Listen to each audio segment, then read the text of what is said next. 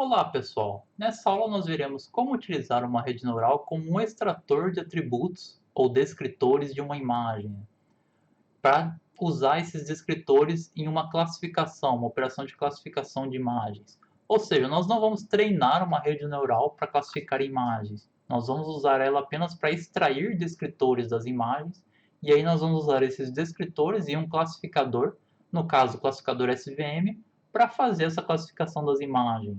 Como a gente viu na aula, certo? Vai ser a rede neural para extrair descritores e depois esses descritores vão ser usados em um outro classificador. Que é mais para a gente entender a ideia tanto de como usar uma rede neural, pelo menos para extração de descritores, né?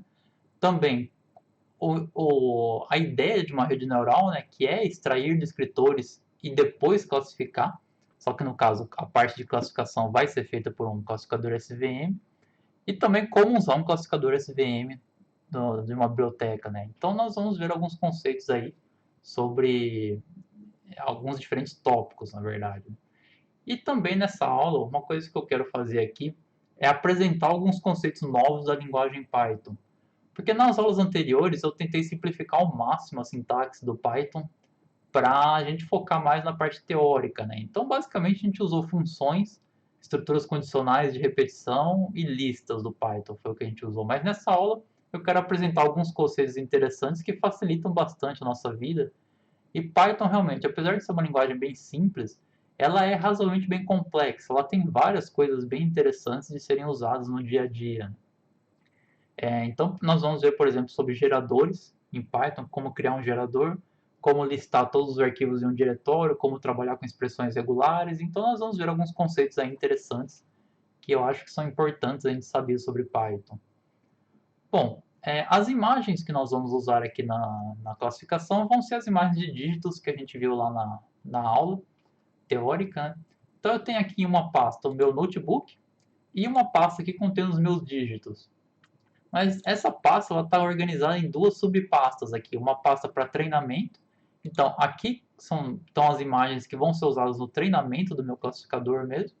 E eu tenho uma pasta para teste, que é onde eu vou aplicar o meu classificador em novas imagens que não foram usadas no treinamento.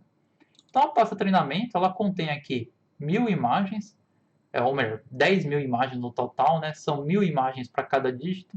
Então, eu tenho inicialmente aqui, por exemplo, dígito 0, e o nome da imagem está nesse formato aqui: dígito 0, imagem 0, dígito 0, imagem 1, dígito 0, imagem 2, e assim por diante, né? Então, por exemplo, aqui o dígito 0, imagem 1, ele é um dígito, uma versão aqui do dígito 0 que a gente quer encontrar a categoria, a classe. Mas no caso aqui, o nome da imagem já rotula essa imagem. Nós temos aqui que essa imagem contém o dígito 0. Por quê? Porque a gente vai fazer um treinamento supervisionado, né? Nós precisamos apresentar para o classificador os descritores da imagem, né? E também qual deve ser a classe daquela imagem. Então, se nós temos uma imagem com o 0 aqui, nós temos que falar que essa imagem tem que ser classificada como a classe 0. E assim por diante, né? Então, só para mostrar aqui no dígito 0, nós temos o dígito 0 indo de 0 até 999 aqui, é a última imagem do dígito 0. E a imagem seguinte é o dígito 1, imagem 0. Dígito 1, imagem 1. E assim por diante, né? E aí eu tenho também 1000 imagens do 1, 2, 3 até o 9. Eu tenho lá a última imagem, é o dígito 9, imagem 999.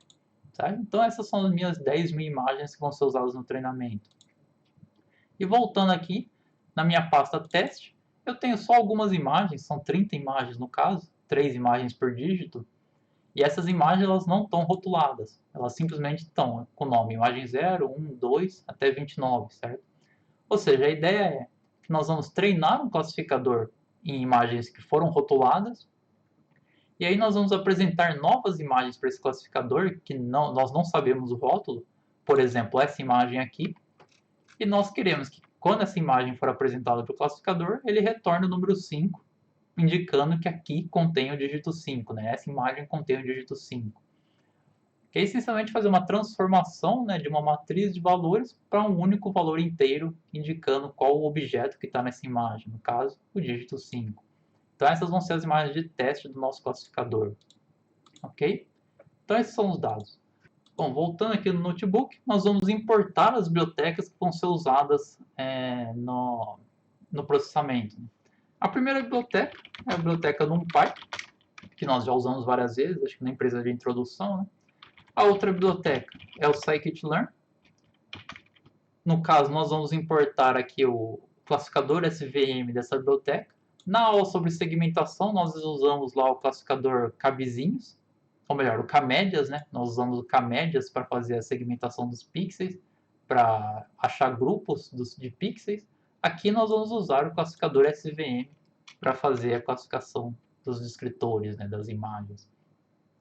E aqui nós vamos importar uma biblioteca que acho que é bem interessante a gente conhecer, que é a biblioteca Pillow. Então nós vamos fazer esse comando from pil import image.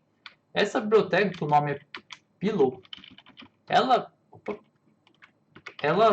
é importada usando aqui PIL maiúsculo, que não é padrão no Python, certo? Mas é o que foi feito para essa biblioteca, né? Essa biblioteca ela é muito usada para leitura e escrita de imagens. Até agora a gente tem usado lá para ler uma imagem do computador plt.imread o nome do arquivo, né? Por exemplo, imagem.tif. Essencialmente, nós vamos substituir esse plt.imread usando o matplotlib, né? Nós vamos substituir pela leitura de imagens usando Pillow. Tem algumas vantagens de fazer essa substituição. Primeiro que, como o Pillow é uma biblioteca específica para leitura e escrita de imagens, ele lê muito mais formatos que o Matplotlib, e ele também lê esses formatos e escreve imagens de forma bem mais padronizada. Então é uma biblioteca mais adequada para leitura e escrita de imagens. Uma outra vantagem é que o Pillow ele tem uma boa integração com o Jupyter. Então no Matplotlib, cada vez que a gente queria mostrar uma imagem na tela, né, a gente tinha que pôr lá imshow, img e talvez aqui o mapa de cores gray para mostrar a imagem. Tendo uma imagem lida com essa biblioteca aqui, por exemplo, img, eu posso simplesmente digitar a variável aqui no final de uma célula. Quando eu executar essa célula, essa imagem já vai ser automaticamente mostrada na tela. Isso é bem vantajoso, né, para facilitar mostrar as imagens que a gente está trabalhando. Então nós vamos usar essa biblioteca que é bem útil aí na leitura e escrita de imagens. E é importante falar que justamente a biblioteca é para ler e escrever imagens, ela não é tão voltada para o processamento da imagem. Ou seja, filtragem de imagens, transformações de imagens, ela já não é tão apropriada, né? É mais realmente leitura e escrita. Bom, um outro módulo que a gente vai importar aqui, que é um módulo padrão do Python, OS de sistema operacional, né? Esse módulo contém algumas funções de sistema operacional que a gente pode usar. No caso, nós vamos usar a função para listar todos os arquivos que estão em um diretório. Um outro módulo que a gente vai usar, que também é um módulo padrão do Python, é o módulo RE, que é um módulo usado para trabalhar com expressões regulares em Python. Nós vamos usar expressões regulares para, aqui no conjunto de treinamento, dado o nome de um arquivo, encontrar qual o dígito, qual a classe daquele arquivo, né? Nós poderíamos fazer um processamento simples de string aqui para encontrar também a classe, mas nós vamos usar expressões regulares para ver um exemplo de como que dá para usar expressões regulares em Python, certo? Bom, e aí nós vamos importar a biblioteca que nós vamos usar para realmente trabalhar com a rede neural. Atualmente eu diria que existem duas grandes bibliotecas aí que o pessoal tem usado, né? O TensorFlow e o PyTorch. São as duas bibliotecas. O TensorFlow eu diria que é mais popular que o PyTorch, né? Até de longe mais popular que o PyTorch. E para o TensorFlow especificamente tem a biblioteca Keras, que é como se fosse uma abstração de algumas funções, algumas APIs do TensorFlow para simplificar o processamento, né? O uso de redes neurais. O TensorFlow tem uma versão mais nova, que agora que inclusive mesclou com Keras, então ele virou uma mistura do Keras com TensorFlow. Um problema do TensorFlow, eu diria que ele não é uma biblioteca muito pythônica. Pythônica é um termo que a gente usa para indicar se uma biblioteca segue alguns princípios do Python, né? E o TensorFlow ele tem algumas coisas que voltado muito para o uso de funções, algumas coisas um pouco confusas que realmente eu não sou muito fã, certo? E como ele teve uma grande mudança recentemente e as coisas ainda estão sendo ajustadas, eu realmente não tenho usado o TensorFlow. Eu acho o PyTorch uma biblioteca muito mais interessante e intuitiva, porque o PyTorch ele realmente trabalha com a ideia de você. Porque o Python mesmo é uma linguagem que trabalha muito com a ideia de classes. Você usar classes, subclasses e heranças, né? E no PyTorch ele segue esse princípio de as camadas da sua rede são definidas como classes ou subclasses, né? Que herdam métodos e atributos de outras classes. Então, o PyTorch eu acho que é uma biblioteca muito interessante de ser usada quando a gente trabalha com redes neurais. Para importar essa biblioteca, a gente usa o nome torch. Então, esse cara aqui é o PyTorch, a biblioteca PyTorch. Uma outra coisa muito interessante do PyTorch é que os desenvolvedores deles, do PyTorch, os desenvolvedores do PyTorch, eles fizeram vários esforços para reproduzir todas as funções do NumPy que são disponíveis no NumPy. Então, o PyTorch ele tem uma estrutura, uma estrutura de array chamada de tensor, e esse tensor ele é muito parecido com o array NumPy, inclusive os métodos que ele tem. Então, funções que eu tenho no NumPy, por exemplo, de achar todos os elementos únicos de um array, calcular o máximo, o mínimo, calcular histograma e várias outras coisas, como eu indexo um array, como usar um array para indexar outro array, quase tudo que a gente tem no NumPy foi implementado também no PyTorch. Então, realmente, eu posso basicamente usar o PyTorch como um substituto do NumPy. E uma vantagem também do PyTorch é que se eu fizer isso, né, eu automaticamente posso fazer meu processamento tanto na CPU quanto na placa de vídeo, na GPU. Né? Se eu quiser, se for adequado, eu posso simplesmente mandar tudo para a GPU, para a placa de vídeo e fazer o processamento lá. Então é uma biblioteca realmente bem legal e bem integrada com o Python, que eu gosto bastante. Uma outra biblioteca que a gente vai usar, que na verdade é bem ligada com o PyTorch, é feita pelos meus desenvolvedores, né? É a Torch Vision. Essa Torch Vision ela é usada para trabalhar com imagens. Quando a gente quer aplicar redes neurais em imagens, ela é usada porque ela tem algumas coisas específicas para trabalhar com imagens. Nós vamos importar duas coisas dessa biblioteca. Uma são os modelos. Essa biblioteca ela tem vários modelos de redes neurais. Esses modelos diferem por número de camadas e vários outros parâmetros, né? Algumas outras técnicas que são usadas para melhorar, deixar mais eficiente o treinamento da rede. Então, tem vários modelos que foram definidos que podem ser importados dessa biblioteca. E, inclusive, esses modelos eles são pré-treinados em uma base de imagens, no caso, o ImageNet.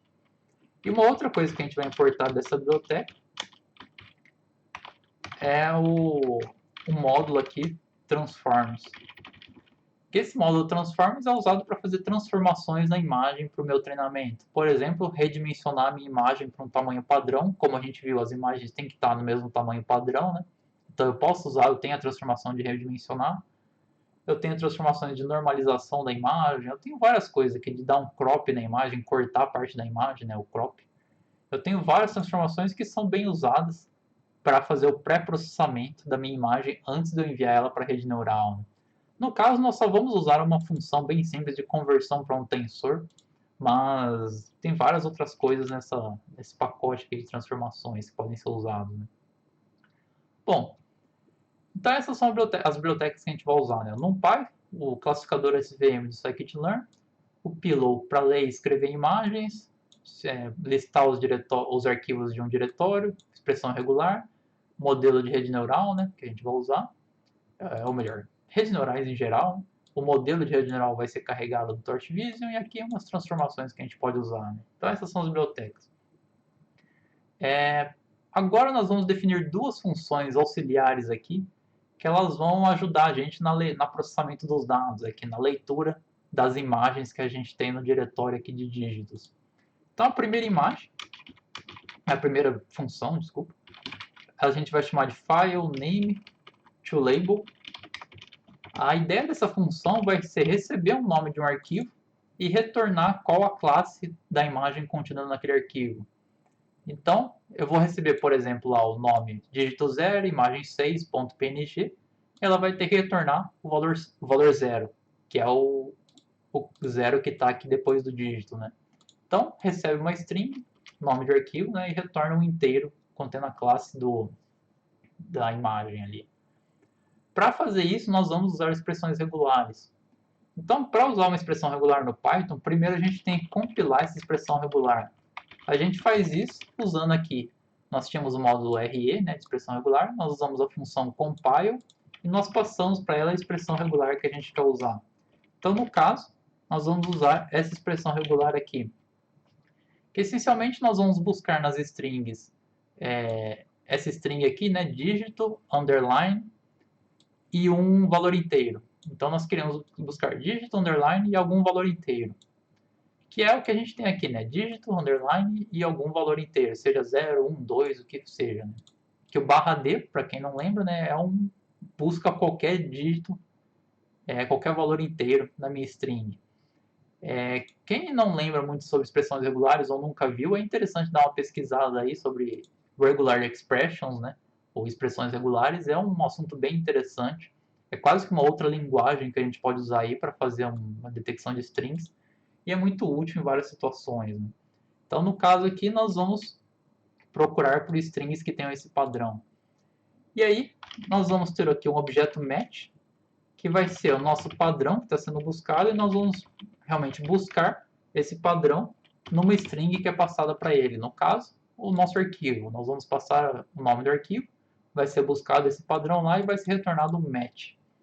E aí nós vamos retornar aqui na função uma conversão para inteiro do match.group1. O que isso aqui faz? Então o match vai ser, pegou o grupo 1. O grupo 1 é tudo que está entre o parênteses aqui. O parênteses é usado em expressões regulares para agrupar valores. Então tudo que está entre parênteses vai virar o grupo 1, que vai ser retornado pelo match e vai ser convertido para inteiro. Ou seja, resumindo, né, vai ser buscado esse string, dígito underscore um valor inteiro aqui, e aí o grupo 1 vai ser qualquer coisa que esteja entre parênteses aqui, que essencialmente é o valor 0, o valor 1, o valor 2, dependendo do que está nessa posição aqui da minha string. Né? Então isso é uma forma de retornar, ou melhor, de extrair a categoria da minha imagem, dado o nome do arquivo. E uma outra função que a gente vai definir aqui, nós vamos definir um gerador de imagens. Esse gerador, cada vez que ele for chamado, ele vai gerar uma nova imagem para a gente processar. Por que a gente vai fazer isso? A gente vai fazer isso porque nós não queremos ler todas as imagens na memória de uma vez. Porque eu poderia aqui, né, de repente, querer ler as 10.000 imagens, colocar todas as 10.000 imagens na memória e cada hora ficar pegando uma imagem diferente para processar. Mas isso, para os dígitos, talvez até seja possível. Aqui dá para ver que a nossa imagem tem 28 por 28 pixels. Para o dígito, talvez até fosse possível carregar todo mundo na memória, né? Mas se as imagens fossem um pouquinho maiores, já não daria para carregar todo mundo na memória. Então, nós vamos criar um gerador que cada vez que ele for chamado, nós vamos ter uma nova imagem. Nós vamos chamar, então, essa função de image generator. Essa função vai receber a raiz das minhas imagens, ou seja, o diretório raiz, que essencialmente aqui vai ser o diretório dígitos, vai ser a raiz. Ela vai receber uma lista contendo os arquivos que eu quero ler. No caso, por exemplo, vai ser todos os nomes de arquivos aqui do meu diretório. Então, eu tenho uma lista e cada elemento da lista é uma string contendo o nome do arquivo. E essa função vai receber também uma função de tradução, que vai traduzir o nome do arquivo para um rótulo, que é essencialmente essa função que a gente acabou de fazer aqui. Né? Mas lembrando, no Python, é possível passar uma função como parâmetro. Ela pode ser passada assim como qualquer outro objeto aqui, inteiro, lista, ou o que seja. Eu posso passar uma função como parâmetro. Né? Isso aqui é legal que deixa bem geral. Se de repente eu tivesse outro tipo de dado, e eu quisesse fazer um outro tipo de tradução do nome do arquivo para uma classe, eu poderia redefinir minha função aqui como uma outra coisa e passar ela como parâmetro para essa função. Né? Bom, e aqui tem um detalhe importante aqui. Durante o treinamento do classificador, eu quero ler as imagens e realizar essa tradução, traduzir o nome de um arquivo para uma categoria, né, uma classe. Mas no teste, eu não tenho essa tradução, eu não consigo traduzir o nome de um arquivo para uma categoria. Então, no treinamento, eu quero realmente usar essa função, e no teste, eu não quero usar a função. Portanto, a gente vai definir que o valor padrão aqui desse parâmetro é none. Ou seja, por padrão, essa função não é necessária de ser passada como parâmetro do meu gerador aqui, né? E a gente vai ver como tratar isso daqui logo em seguida. Então, meu gerador, como ele vai funcionar? Para cada arquivo na minha lista de arquivos, eu vou ler uma imagem, e para ler essa imagem eu uso essa função image.open, que é basicamente o que a gente fazia no Matplotlib. A gente usava o plt.imread para ler uma imagem. Aqui tem um igual. Aqui a gente vai usar image.open, onde o image foi o que a gente importou ali da biblioteca Pillow. E o open ele recebe também o nome de arquivo. No caso, nós vamos usar a raiz mais o nome do arquivo, certo? Então vai ser a raiz do diretório ali da minha base, mais o nome do arquivo, vai ser o nome do arquivo completo, né? E isso vai ser lido e vai ser retornado uma imagem para a gente processar aqui. Bom, e aí a gente vai tratar a questão de ser passado ou não uma função para o gerador aqui.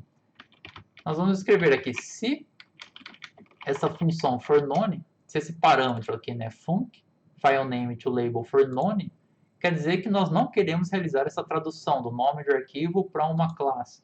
Então, nesse caso, nosso label vai ser none. A gente não sabe qual o label dessa imagem que está sendo lida. Se não, se foi passada uma função aqui de tradução, nós vamos definir um label aplicando essa função no meu arquivo aqui. Certo? Então, se a função foi passada, eu chamo a minha função que foi passada como parâmetro, passando esse arquivo, e aí ele vai retornar o rótulo da minha imagem ali. E agora aqui a gente tem realmente a chave do porquê que isso aqui a gente está chamando de um gerador e não simplesmente de uma função como outra qualquer do Python. Aqui, a gente, ao invés de usar a palavra return para retornar alguma coisa da minha função, a gente vai usar a palavra yield. Yield, img, label. O que essa palavra reservada faz? Ela essencialmente cria o nosso gerador. Como que ele vai funcionar, esse gerador? O que acontece aqui, a gente pode imaginar que é como se... Opa, aqui faltou o in, né? Desculpa. Aqui faltou o in. Então é para cada arquivo in files. Aqui é como se... Primeiramente o file vai ser o primeiro elemento dessa lista de files, certo? Então, quando esses comandos forem executados, meu file vai ser lá um arquivo, eu vou abrir a minha imagem, eu vou traduzir ou não o nome da imagem para um rótulo, e aqui vai ser retornado minha imagem, meu label, e é como se o meu for ficasse congelado nessa posição. Ele ficou congelado aqui, e na próxima vez que essa função for chamada, vai ser executado esses mesmos comandos para o próximo arquivo, para o segundo elemento dessa lista. Então aí vai ser lida uma nova imagem, vai ser traduzido o nome da imagem, vai ser retornada a nova imagem, o label, e vai congelar de novo nessa posição. Aí quando for chamado de novo esse gerador, vai ser executado de novo, vai retornar uma nova imagem, e assim por diante. É por isso que o nome é gerador. Eu estou gerando um novo resultado conforme isso vai sendo chamado pela minha função principal, ali, pelo meu programa principal. Então isso é uma estratégia bem interessante da gente não necessariamente ler todas as imagens de uma vez, certo? Nós simplesmente lemos uma nova imagem conforme isso é requerido pelo programa principal. Com isso nós criamos um gerador. Basta mudar essa palavra de return para yield, né? Bom, executando esse código aqui, nós temos as nossas duas funções auxiliares e a gente pode começar então a processar os dados. Começando, nós vamos definir aqui um diretório raiz, no caso dígitos barra, e nós vamos definir um diretório de treinamento aqui, que é o root folder, mais o diretório de treinamento. Então, o root folder é o dígitos, que é esse nosso cara aqui. E aí nós vamos somar dígitos, nós vamos somar o treinamento, que na verdade aqui é treinamento. E aí nós temos o diretório das imagens de treinamento, que vão ser esse cara aqui. E aí nós podemos ler, ou melhor, listar todos os arquivos que nós temos nesse diretório. Então nós vamos passar aqui os.listdir, passando o nosso diretório, e ele vai retornar os nossos arquivos. A gente pode aqui dar um print de file só para ver o que vai ser retornado. nós temos aqui uma lista contendo todas as nossas imagens, os nomes das imagens. Né? Lembrando que são os nomes das imagens. E é importante também notar que, dependendo do sistema operacional, a ordem de leitura dessas imagens vai ser diferente. Né? Aqui a gente pode ver que a imagem 0, o dígito 0 é imagem 0. O segundo elemento é dígito 0, imagem 1. E o terceiro aqui é dígito 0, imagem 10. E dígito 0, imagem 100. Então, dependendo do sistema operacional, ele pode ordenar de um jeito ou de outro essas imagens. Então, é só para tomar cuidado que não necessariamente aqui a terceira imagem vai ser o dígito 0, imagem 2. Ele pode ser o dígito 0, imagem 10, que nem aconteceu aqui. Né? Então, nós temos aqui uma lista, uma grande lista, né, de nomes de todas as imagens que tem naquele diretório. Bom, e aqui nós podemos criar o nosso gerador. Nós podemos definir uma variável aqui que vai receber esse gerador, image generator. Nós vamos passar então esse train folder, que vai ser o diretório raiz. Nós vamos passar a lista de arquivos que vai ser lida e a nossa função fileNameToLabel, que a gente definiu ali como sendo quem vai traduzir o nome das imagens para um rótulo, né, para uma categoria. Bom, isso cria um gerador, mas na verdade isso aqui é um objeto gerador e nós queremos iterar sobre esse gerador para realmente pegar cada hora um elemento. O que a gente tem que fazer aqui nesse caso é usar a função iter nesse gerador. O iter é uma função padrão do Python que eu passo para ele um gerador, ele vai retornar um iterador, que é um objeto em que eu posso iterar sobre esse objeto, certo? E a gente vai ver como usar esse objeto, então, na sequência aqui. Mas o que eu tenho, então, eu vou tirar o print aqui para não ficar muitas coisas. O que eu tenho, então, é esse gerador que foi criado, e eu gerei um iterador a partir dele, que eu posso, então, usar ele para iterar sobre as minhas imagens. E como que eu uso ele? Eu uso ele da seguinte forma, eu vou ter aqui o img e o label, e eu uso uma outra função que é o next, que essencialmente eu estou querendo pegar o próximo elemento desse meu gerador. Então o next, eu passo o meu imgs para ele, vai ser retornado o próximo elemento do meu gerador. Eu posso aqui, por exemplo, imprimir o tamanho da minha imagem, e aqui é importante lembrar, o que é retornado aqui é um img, é um objeto dessa biblioteca Pillow. A gente já não tem mais um array NumPy aqui. Então eu não posso usar o shape, porque não tem esse atributo no Pillow. Mas eu tenho o atributo size, que ele retorna o tamanho da minha imagem. E eu posso também imprimir o label. E, como eu já mencionei, eu posso simplesmente digitar img aqui para mandar ele imprimir a imagem que acabou de ser lida. Bom, o que eu vou fazer aqui agora é executar essa célula, só que eu não vou executar com Shift Enter. Com o Shift Enter ele vai para a próxima célula, né? Ele executa e vai para a próxima célula. Eu vou executar usando aqui, digitando Ctrl Enter. Se eu digito, né, Ctrl Enter, eu executo essa célula e ele continua na mesma célula. Então eu vou dar Ctrl Enter aqui. Aqui na verdade não é imagem, né? É image. Está errado aqui. Então nós vamos redefinir, eu vou dar Ctrl Enter. E eu vou ter então o tamanho da minha imagem, o rótulo, e eu já tenho a imagem sendo mostrada aqui, por padrão. Essa imagem está pequena, porque ela é pequena mesmo, a imagem original, né? Então mostra uma imagem bem pequena. Mas o legal é que eu realmente posso já visualizar a minha imagem só digitando a variável aqui no final da minha célula. E se eu digitar aqui de novo Ctrl Enter, então eu vou digitar aqui, ó, eu tenho a minha próxima imagem do meu gerador, que é essa imagem aqui justamente, né? Essa segunda imagem. E conforme eu vou executando essa célula, eu vou dando Ctrl Enter, eu vou gerando novas imagens a serem processadas. Ou seja, dá para ver ali, claro, todas as imagens iniciais são zero, né? Então eu tenho simplesmente variações do caractere zero. E porque eu estou usando meu gerador e eu estou pegando cada hora o próximo elemento desse meu gerador. Então, cada vez que eu chamo esse gerador, ele lê uma nova imagem, traduz o rótulo, o nome do arquivo para um rótulo, né, para uma classe, e retorna essa imagem que eu posso imprimir na tela aqui.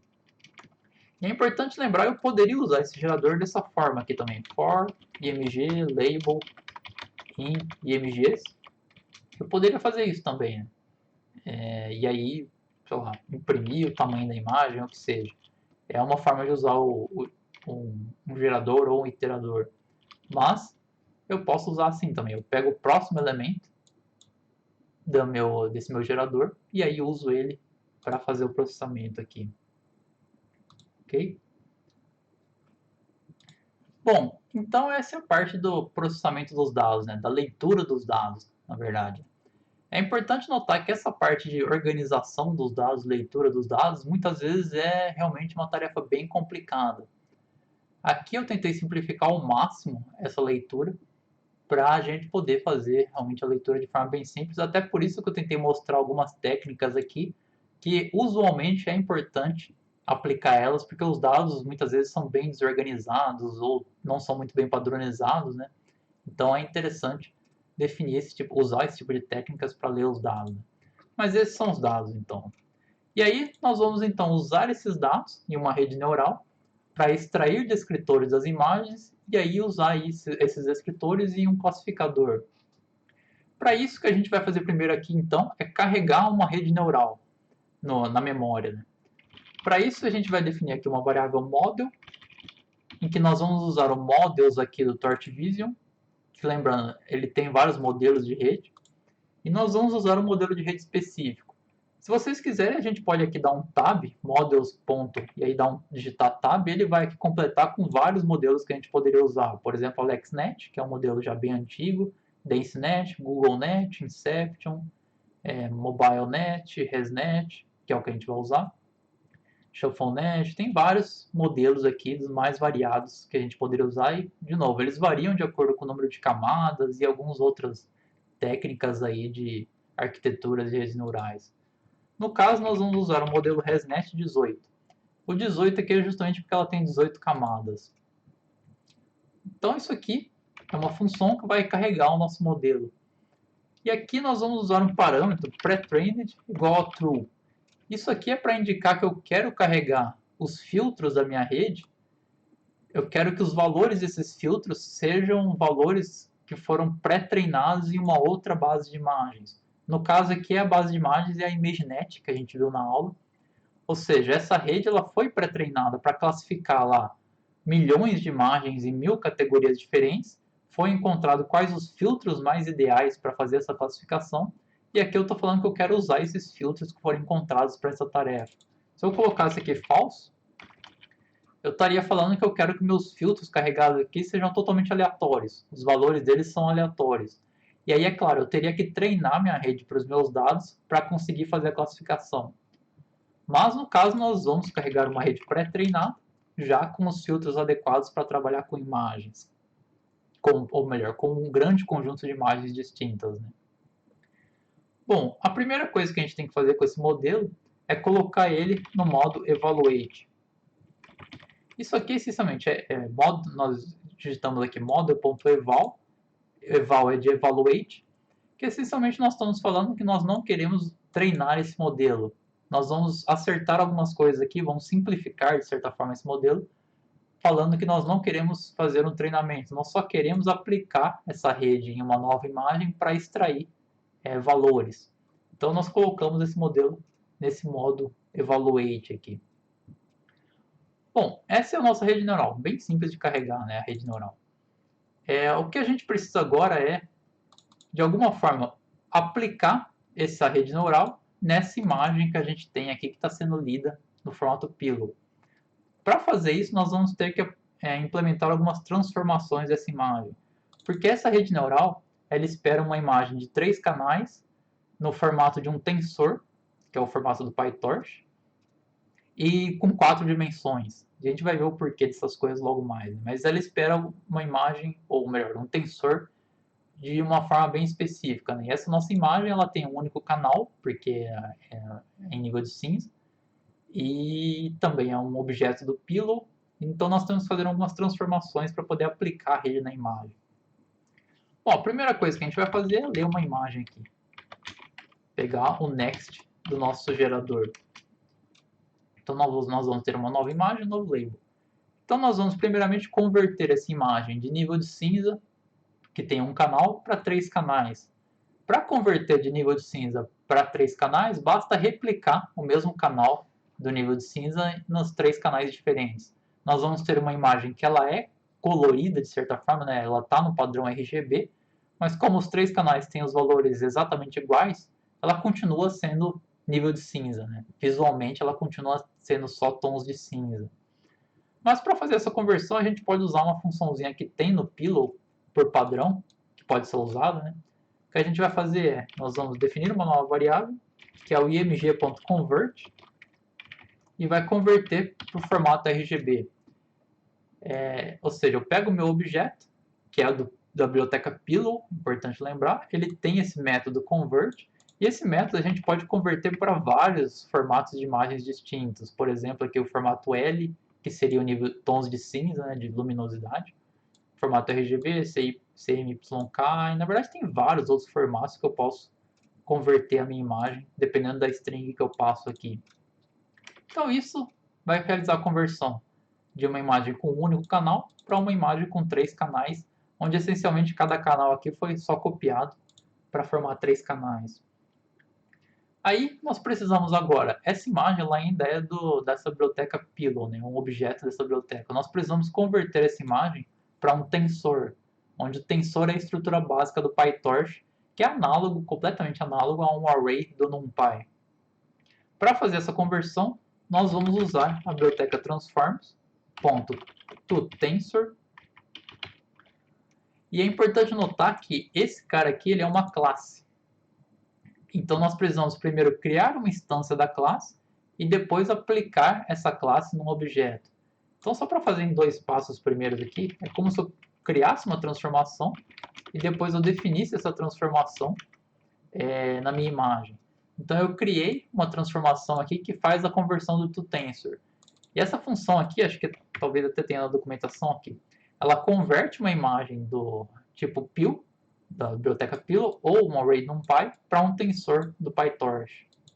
Certo? Então ela faz essa conversão. E é interessante que no Python você pode definir uma classe que a instância da classe se comporta como se fosse uma função. Dá para fazer isso, vocês podem dar uma pesquisada aí. É o que é feito aqui no caso do PyTorch. A gente criou uma instância e aí usou essa classe como se fosse uma função que é aplicada na minha imagem e vai dar um resultado. Mas eu posso fazer isso também, e geralmente é feito isso em uma única linha. Eu crio a instância da minha classe e já aplico ela na minha imagem, certo? Isso aqui pode ser até um pouco confuso para quem não está acostumado, né? Mas é simplesmente isso. Eu encadeio operações. Eu crio uma instância da classe e eu realmente só vou usar essa instância para fazer essa conversão. Então eu não preciso definir uma nova variável que vai armazenar essa classe.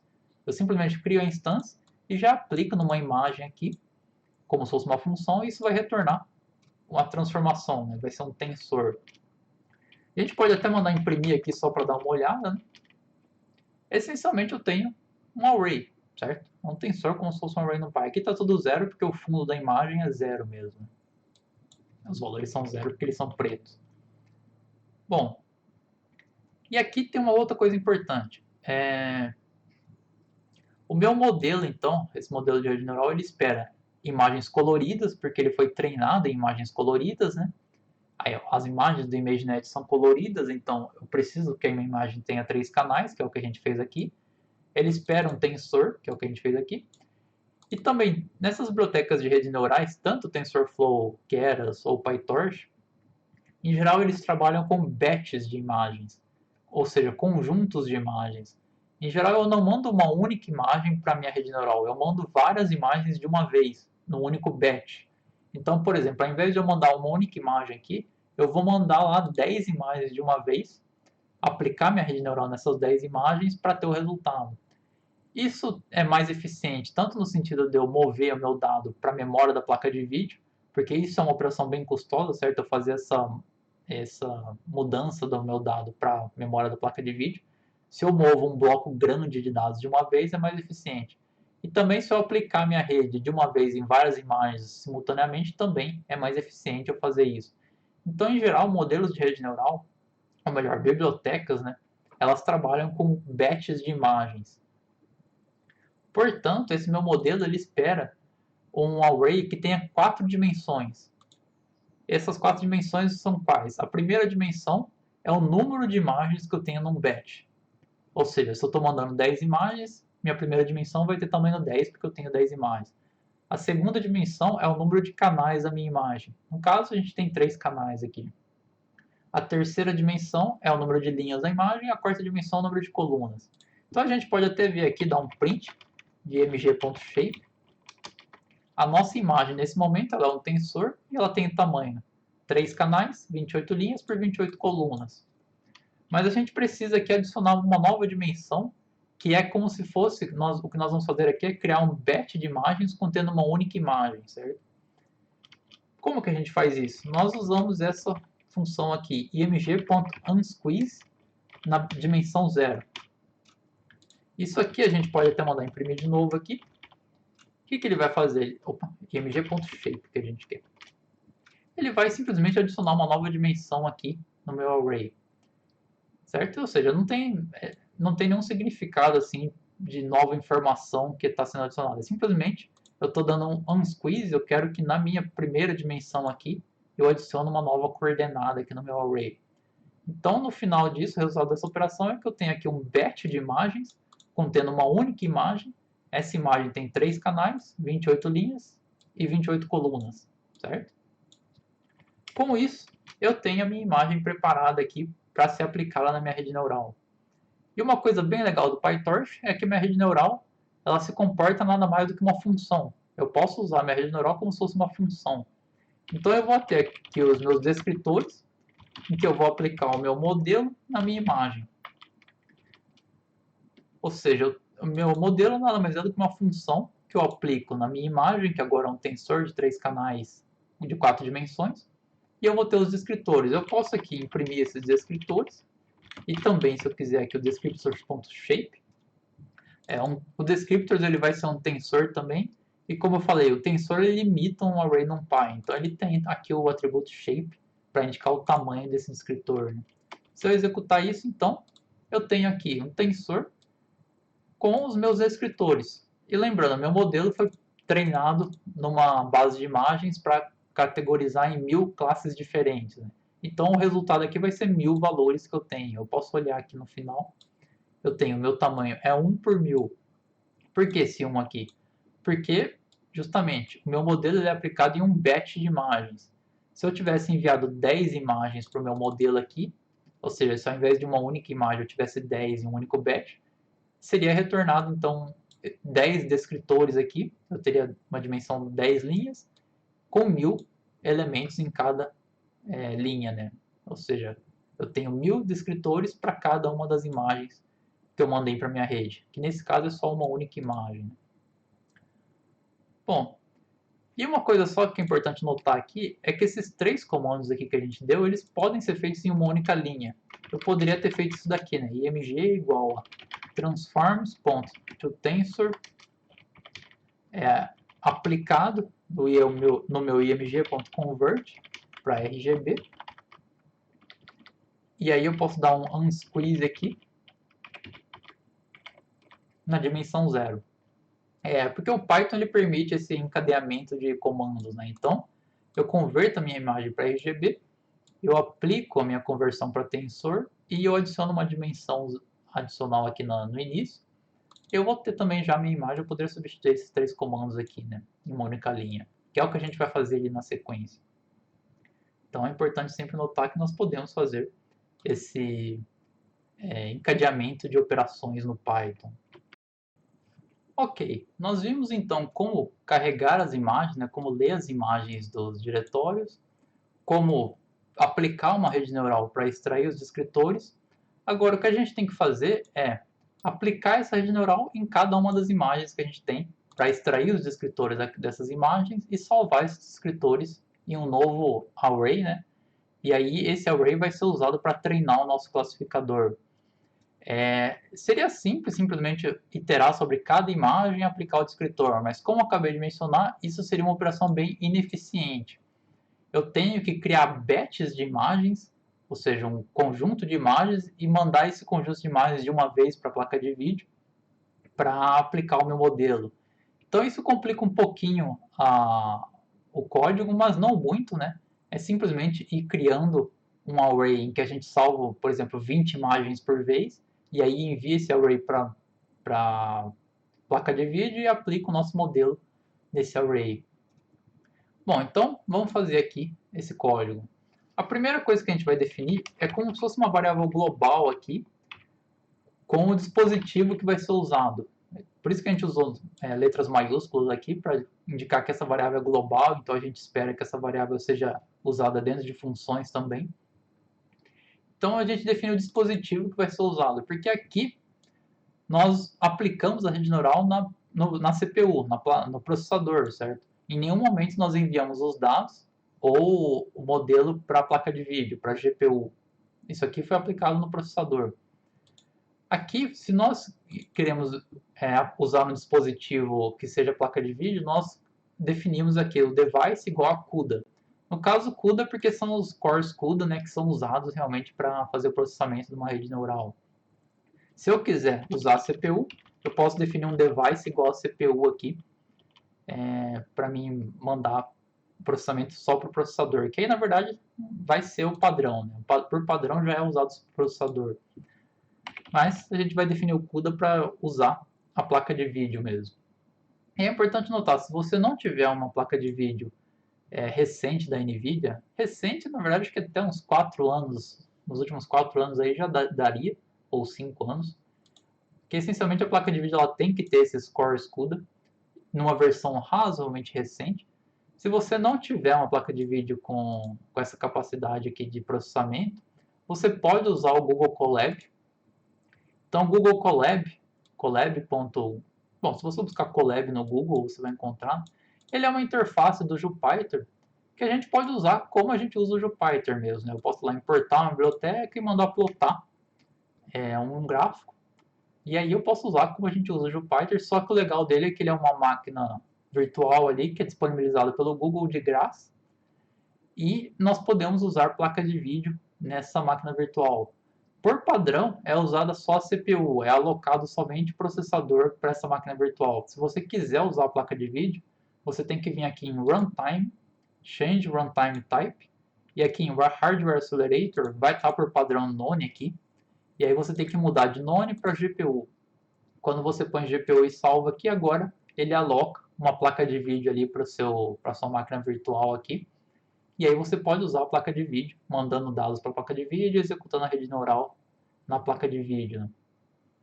Né? Uma outra diferença de usar o Colab é que aí os dados você não vai conseguir ler. Bom, até dá para configurar algumas coisas aqui para ler um diretório do seu computador, mas o mais ideal aqui é você mandar esses dados para o Google Drive e aí ler os dados do Google Drive. Né? Vai estar no AVA lá um exemplo de como fazer isso, como fazer esse processamento inteiro no Colab, mas aqui na aula nós só vamos ver como fazer realmente num notebook.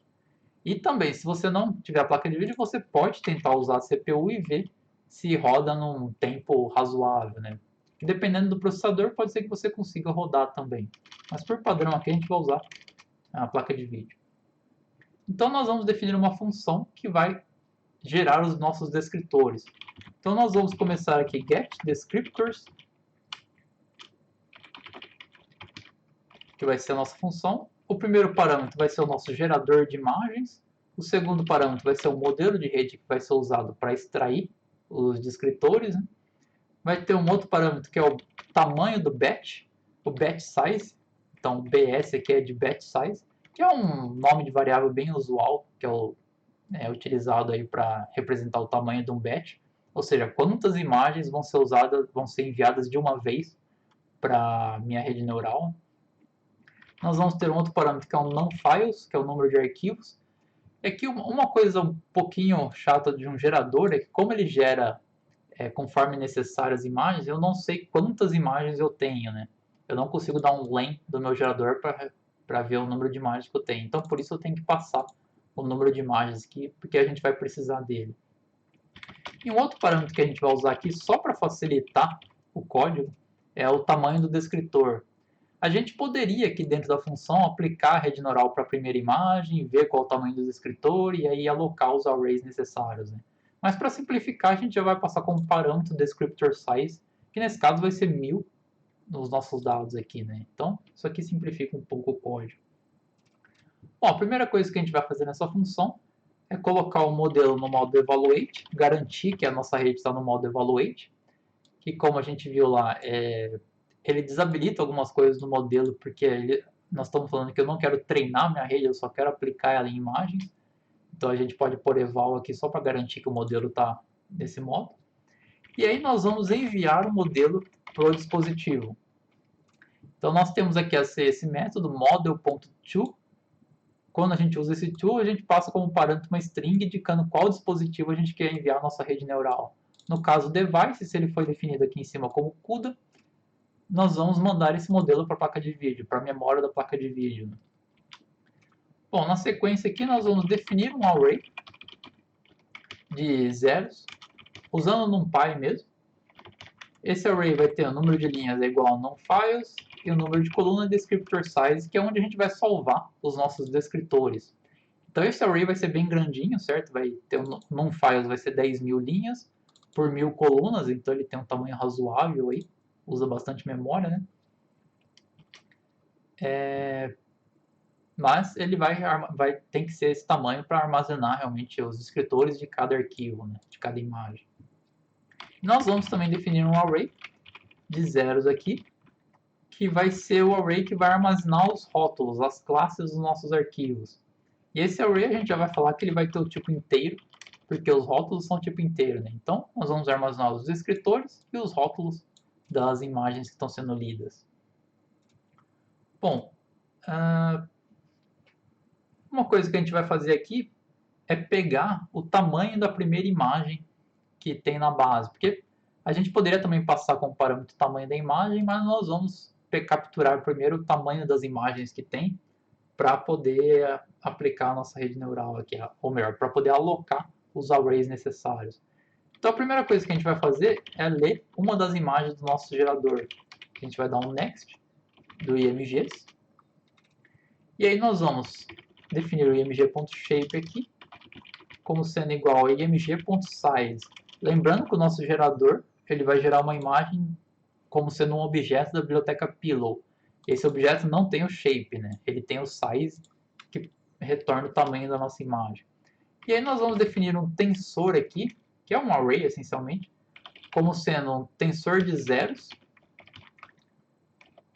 E ele vai ter que ter 4 dimensões. Ele vai armazenar as imagens que vão ser enviadas para minha rede neural.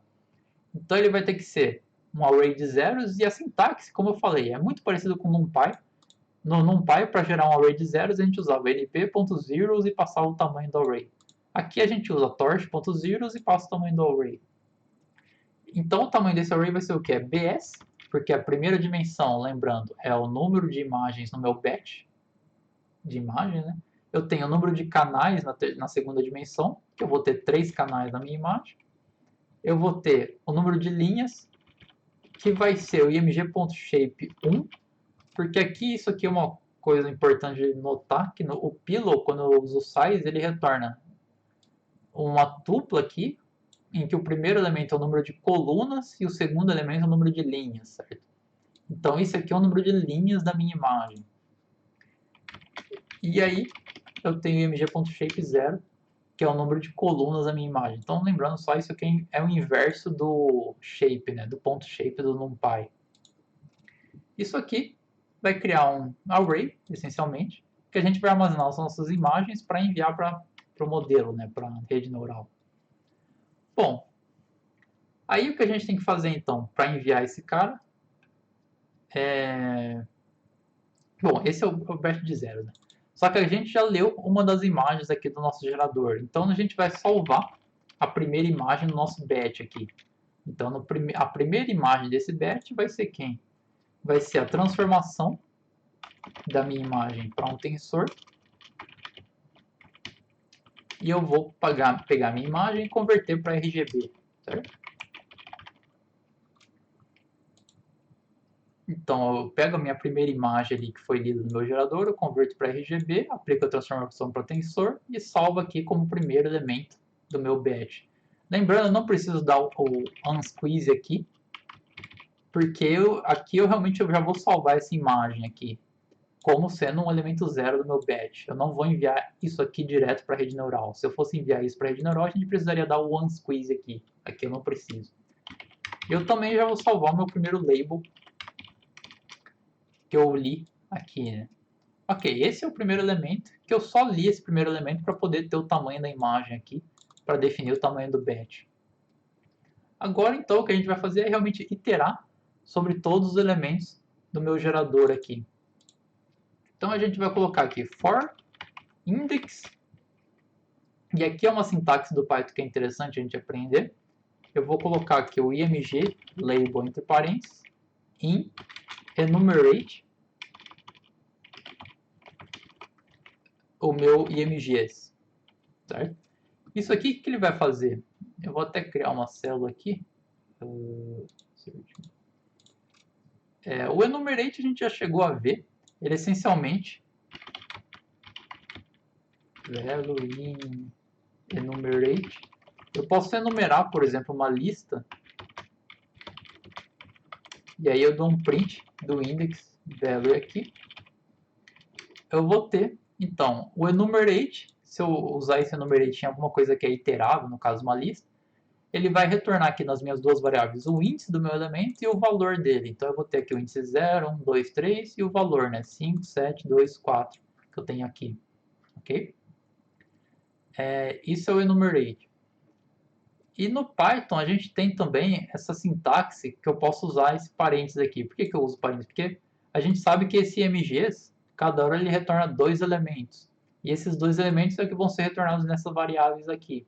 E aí o índice vai ser esse index aqui. Porque eu posso, isso aqui é chamado em Python de tuple unpacking.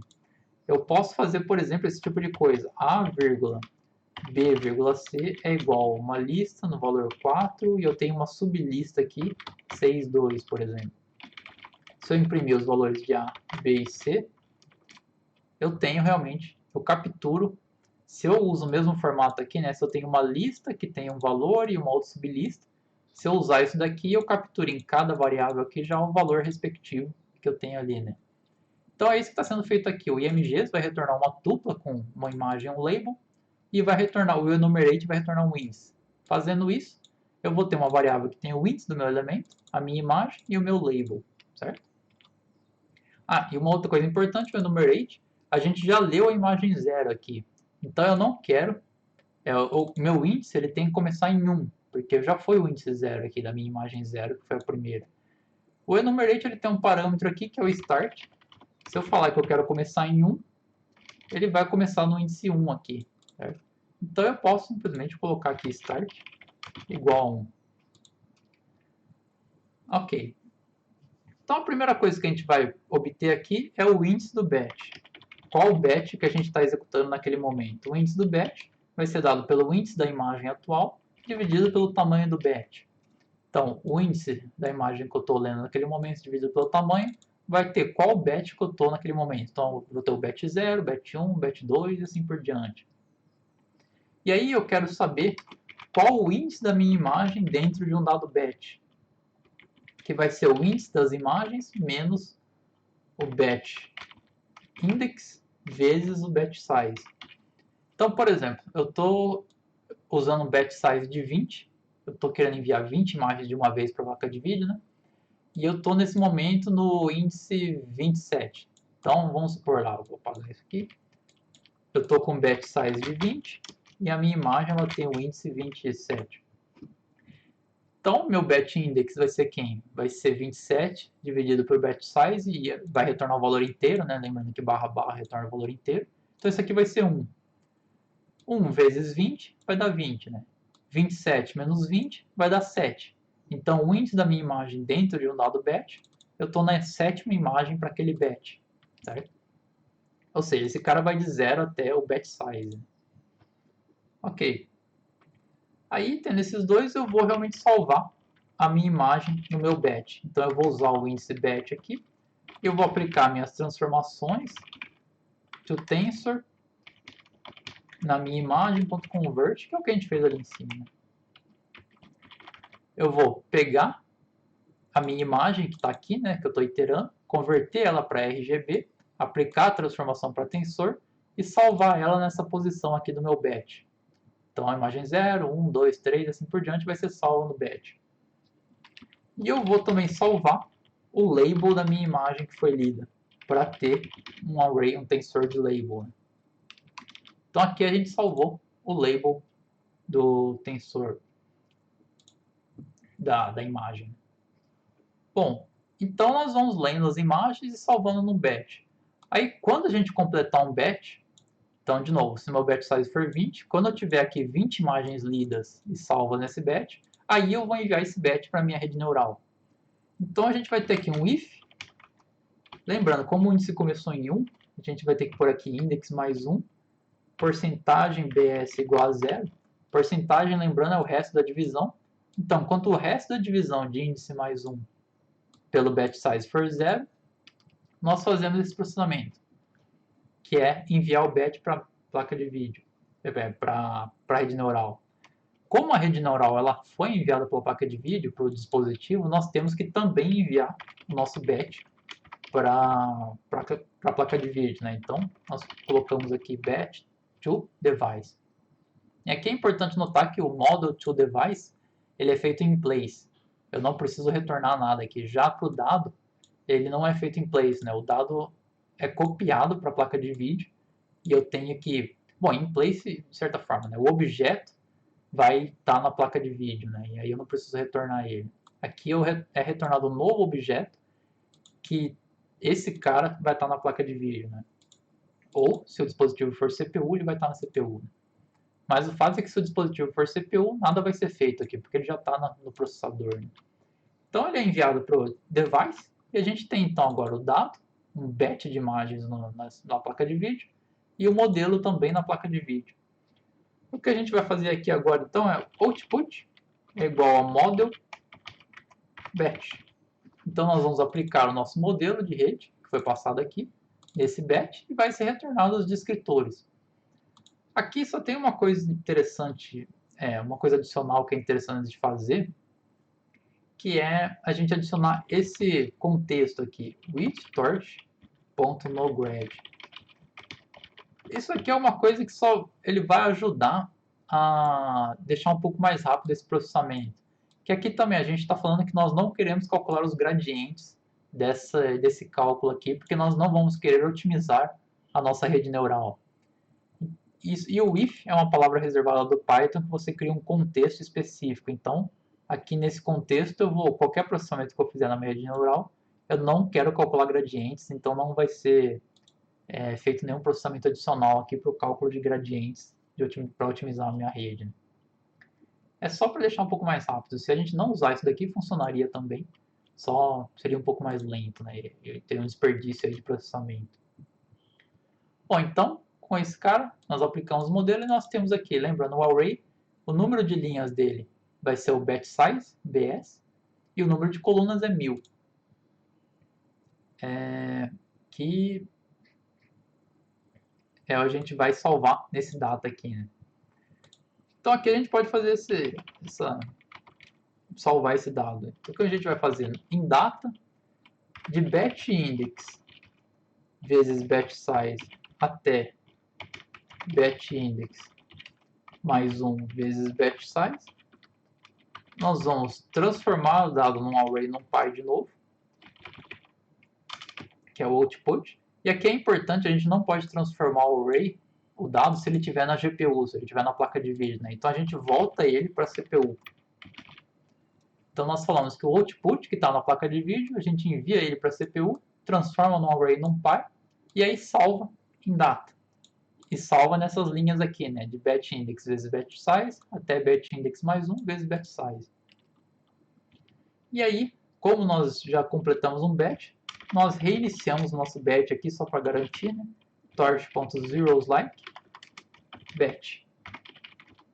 Então nós definimos um novo array de zeros, do mesmo tamanho e tipo que o batch, e esse batch então a gente garante que ele vai estar zerado e nada vai ser repetido aqui nos dados do nosso batch.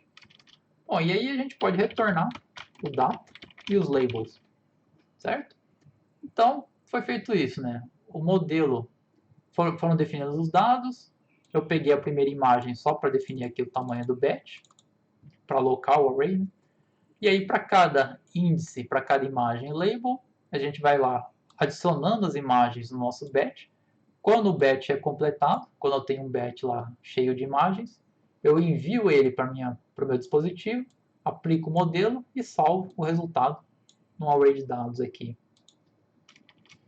Bom, então a gente pode chamar essa função aqui, que vai retornar o data e os labels. getDescriptors. Nós vamos passar então o nosso gerador, que é o primeiro parâmetro ali, né? Gerador. Nós vamos passar o nosso modelo. O batch size a gente pode usar, por exemplo, 20. E aqui o batch size é importante. É interessante ter um batch size grande, mas pode ser que a memória da placa de vídeo não seja suficiente para ter as 20 imagens lá. Se não for suficiente, aí você tem que reduzir esse tamanho do batch. Então, se você vê que deu problema de memória, se der um erro de memória, né, você reduz, por exemplo, para 10, ou se der problema para 5, até você conseguir encaixar ali esse batch na memória da placa de vídeo. Bom, nós vamos passar o número de arquivos, que vai ser o len de files, e nós vamos passar o tamanho do descritor, que aqui a gente vai por 20.000 mesmo na mão, direto os valores. Então, nós temos 1000 descritores, esse número de arquivos, batch size de 20. Ok. Bom, aqui a gente só tem que tomar um cuidado que esse gerador, nós já geramos algumas imagens usando ele, certo? Então ele vai continuar a partir da última imagem que foi gerada. Aqui a gente gerou já umas 20 imagens, então é importante nós definirmos novamente esse gerador aqui embaixo. Nós definimos de novo usando o diretório de treinamentos, arquivos, iterador, para reiniciar esse nosso gerador, ok? Bom, e aí a gente pode dar um print também do data.shape, só para ver qual vai ser esse formato dos dados. E aí a gente pode executar essas células, se tudo estiver correto ali, isso vai ser executado. Pode demorar um pouco, aí vai depender do processador, se estiver no processador, né, ou da placa de vídeo, se estiver executando na placa de vídeo, porque ele está lá aplicando uma rede neural em cada imagem da nossa base, né, dos nossos batch, então vai ser executada essa célula. A gente pode esperar um pouco aqui.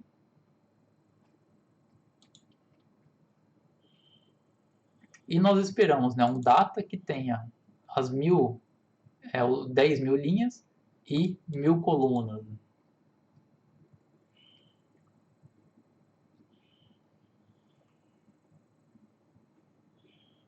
Bom, dá para ver, aqui eu tenho uma placa de vídeo razoável, certo?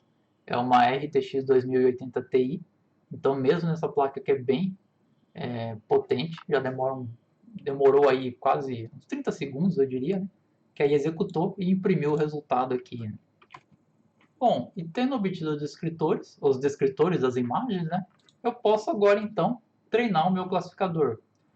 O que a gente vai fazer aqui é criar uma instância do classificador SVM. Então a gente vai chamar o sklearn.svm.svc. O SVM ele tem vários tipos de classificadores. No caso, para tarefa de classificação que a gente quer aqui em várias classes, o SVC seria o mais adequado. E ele tem um parâmetro aqui que, enfim, a gente precisaria saber um pouco mais da teoria do SVM, mas essencialmente esse parâmetro ele diz o quão suave é a fronteira de separação entre as duas classes. E a gente vai usar aqui esse valor 1000, esse valor 100, para esse parâmetro do classificador. É importante notar, a princípio ele não tem nenhuma relação direta assim, com o número de classes, número de elementos, nem nada. Né? Ele é simplesmente a suavidade da fronteira de separação. Ele vai ter uma influência indireta do número de pontos das classes, né? Mas não é que ele está amarrado. Por exemplo, se eu tenho 10 classes, eu tenho que usar 100. Ele é um parâmetro que a gente testa aqui, vários valores possíveis. Bom, isso cria instância. Para eu realmente treinar o meu classificador, eu digito aqui svm.fit, eu passo os meus dados e os meus labels. Então eu vou ter esses dados, e cada linha desse data vai ter esse rótulo. E aí a gente pode executar aqui. Lembrando, o SVM esse vai ser executado no processador mesmo, né? Então ele vai ser treinado e aí também o tempo que vai demorar para treinar depende do processador. No caso aqui a gente está com um número grande de imagens, mas até que foi rápido, né? Ele foi treinado, ele retornou aqui os vários parâmetros do classificador, que a gente usou tudo por padrão aqui. Bom, então nós temos um classificador que foi treinado. Agora nós podemos usar esse classificador para identificar novas imagens de dígitos, para classificar novas imagens. Para fazer isso, nós vamos definir uma função aqui que vai facilitar algumas tarefas. Então nós vamos definir uma função getLabel. Ela vai receber uma certa imagem, vai receber um modelo de rede a ser aplicado, por quê? Dado uma nova imagem, eu tenho que aplicar minha rede nessa nova imagem para extrair os descritores e aí mandar esses descritores para o meu SVM, certo? Então ela vai receber a imagem, o modelo, e vai receber o classificador que eu quero usar. Bom, então nós vamos ter aqui a imagem. Primeiro nós vamos converter essa imagem. Nós vamos supor aqui que é esperada uma imagem do Pillow, da biblioteca Pillow, certo? Então nós vamos ter que convertê-la para 3 canais, para um tensor e para 4 dimensões. E aí é usando aquilo que a gente já viu, transforms.toTensor, abre e fecha parênteses, vai transformar quem? Vai ser a imagem.convert para RGB. E aí no final aqui a gente vai dar um squeeze de 0. Certo? Então isso vai fazer a conversão da imagem para preparar ela para aplicar minha rede neural. E aí a gente tem que lembrar de mandar ela para a placa de vídeo. img é igual a img.toDevice. Então a gente envia essa nossa imagem para a placa de vídeo. E aí de novo, with torch.noGrad, nós calculamos o output do modelo passando a nossa imagem. Certo? Então nós aplicamos a nossa rede neural, a nossa imagem, e ela vai retornar os descritores. E aí nós convertemos esse descritor usando np.array, que é as mesmas coisas que a gente já fez, né? Output.toCPU aqui, nós mandamos ele para o processador, e aí nós retornamos quem? O svm. Ele tem a função predict, em que nessa função vai ser enviado os descritores, que nós temos um array de atributos aqui, né? E ele vai tentar predizer qual rótulo associado a esse descritor. Porque lembrando, a gente vai passar uma imagem que a gente não sabe o rótulo, a gente quer saber qual o rótulo dessa imagem. Ok. Então esse cara vai receber uma imagem, um certo modelo de rede, um certo classificador e vai retornar o rótulo daquela imagem. Aí nós podemos carregar as nossas imagens de teste. Então a gente vai definir aqui que o diretório das imagens de teste é o root folder mais teste barra. E aí os arquivos que estão nesse diretório de teste vai ser o listdir, vão ser, né, o listdir, test folder. E aí nós vamos criar o nosso novo iterador aqui, o nosso gerador, né, que nós vamos passar o test folder e os nossos arquivos. E agora notem, nós não vamos passar uma função que vai traduzir o rótulo das imagens, né, porque ela vai ser none lá em cima, ela vai ser none. E aí não vai ser feita essa tradução. O label vai ser retornado, mas a gente vai ignorar ele. Então, com isso, eu posso só colocar o imgs aqui, que vai ser o nosso iterador. Bom, aí nós então definimos a função, definimos o nosso gerador aqui de imagens de teste. Agora nós podemos ler uma nova imagem, que dá um next no nosso imgs. E aqui o vírgula underscore justamente é porque eu vou ignorar o label que foi retornado aqui, porque ele é none, né? E aí nós vamos tentar reconhecer o rótulo dessa imagem, passando a imagem que foi lida, o nosso modelo de rede, o nosso SVM. E nós vamos imprimir esse rótulo aqui e também imprimir a imagem para poder ver, né, qual imagem que foi lida. Bom, aí eu vou dar aqui o Ctrl Enter. Então, deu certo para essa imagem. Eu mostrei para minha rede neural essa imagem aqui contendo esse caractere. A rede neural retornou 1000 descritores para essa imagem. Eu mandei esses descritores para o SVM e ele conseguiu prever bem qual era o caractere. Ele previu que era o caractere 0 que está nessa imagem. Se eu executar de novo, também. Essa aqui dá para ver que é uma imagem já um pouco mais desafiadora, certo? Porque é um 0 quase fechado aqui, mas ele previu bem que é o caractere 0. O caractere 3, ele previu também. 3, 4, 4, que também é um pouco mais desafiador aqui, né? 4, 5. Dá para ver que ele está prevendo bem qual o caractere que está em cada imagem. 8 e o 9, ele está prevendo bem os caracteres. Às vezes, dependendo, eu até já fiz testes aqui, dependendo da execução, pode ser que ele erre um ou outro caractere, mas a acurácia aqui eu diria que está em torno de 95% desse modelo. Na verdade eu testei já, né? Ela está em torno de 95%. Portanto, esse esquema que a gente fez aqui, dado que a gente treinou esse modelo e o classificador, nós podemos salvar esse modelo classificador no disco, com os parâmetros que eles têm ali, e aí bastaria a gente ler eles e ler novas imagens e obter os rótulos dessas imagens, certo? Então dá para ver que no fim das contas foi bem simples. A parte mais trabalhosa foi só no processamento dos dados aqui para formar um batch. O resto, na verdade, foi bem simples, né? A leitura do modelo e a aplicação dele numa nova imagem e o treinamento do classificador também. Claro que foi simples porque a gente usou bibliotecas prontas para fazer essas tarefas, né? Mas foi razoavelmente simples fazer isso. E é importante relembrar aqui o que a gente está fazendo, né? Nós estamos usando a rede neural para extrair descritores da minha imagem e usar eles para o SVM. Então tem duas coisas que eu queria comentar. Primeiro, que a gente fez uma certa simplificação que não é tão comum de ser feita. Eu vou voltar aqui em cima, esse modelo que usualmente os descritores, quando eu quero realmente usar uma rede neural para descritores, como a gente viu na aula teórica, eu não uso o resultado final da minha rede. O mais comum é que seja usado o resultado da penúltima camada da rede. Porque o resultado final, na verdade, ele é feito para ser uma probabilidade das minhas classes, né? Enquanto que a penúltima camada ela é realmente valores que não são probabilidades. Então o mais comum é que seja usada a penúltima camada da rede. O que não é tão complicado de fazer, mas como não é o foco aqui, a gente realmente só está aplicando o modelo e usando a última camada, o resultado final da nossa rede.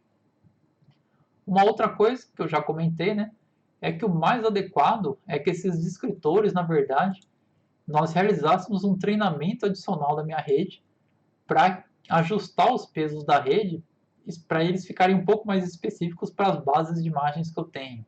Se eu ajustasse esses pesos, como eu comentei aqui, a acurácia está em mais ou menos 95%. Se eu ajustasse os pesos para essas imagens, eu teria com certeza uma acurácia praticamente 100%. Porque essas imagens são bem simples e uma rede neural é capaz de classificar essas imagens com uma acurácia de basicamente 100%. Mas, como o intuito aqui é mais passar a ideia mesmo da rede neural como um extrator, então esse foi o procedimento, ok? Bom, era isso que eu ia falar dessa parte de extração de atributos com redes neurais. Eu espero que tenha sido interessante, né? Acho que essa introdução a essa área que é bem vasta, né? E está bem popular atualmente.